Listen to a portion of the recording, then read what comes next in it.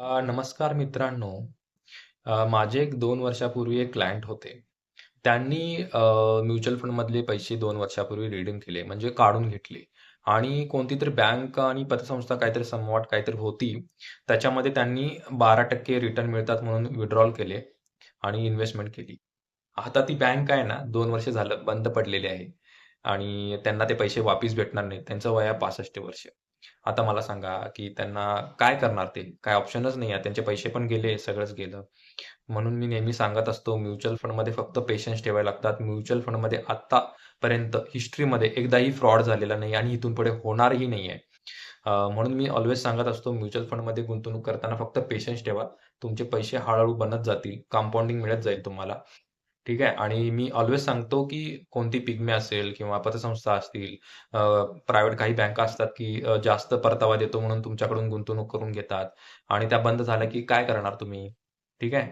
त्याच्यामुळे म्युच्युअल फंडमध्ये गुंतवणूक करत जावा आणि एखादा जो फायनान्शियल कन्सल्टंट आहे, ॲडवायझर आहे, त्याच्या थ्रू इन्व्हेस्टमेंट करा. तो तुमचं चांगलंच करणार आहे. अजिबात लाजायची काय गरज आहे? आपले पैसे तो सेफली ठेवतोय आणि ग्रो करतोय तर. हे तुम्हाला ह्या व्हिडिओमध्ये मला सांगायचं होतं.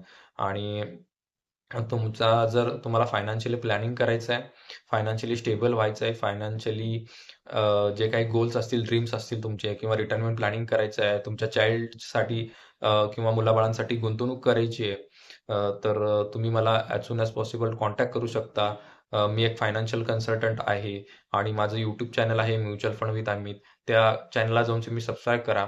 तुम्हाला अशाच प्रकारचे त्या चॅनलवर व्हिडिओज मिळतील. आणि असेच काही किस्से किंवा तुम्हाला काही झालेले आहेत लाईफमध्ये घडामोडी, काही फ्रॉड झालेले आहेत, ते तुम्हाला ह्या चॅनलवर सगळे मिळत राहतील. मार्केट रिलेटेड व्हिडिओ किंवा म्युच्युअल फंड रिलेटेड व्हिडिओ. हे मी तुम्हाला ऑल्वेज ह्या चॅनलवर डिस्क्लोज करत असतो. म्हणून मी तुम्हाला ऑल्वेज सांगतो, म्युच्युअल फंडमध्ये फक्त पेशन्स ठेवा, डिसिप्लिन ठेवा, पेशन्स ठेवा, डिसिप्लिन ठेवा, कन्सिस्टन्सी ठेवा आणि बी कंटिन्यू विथ युअर एस-आय-पीज.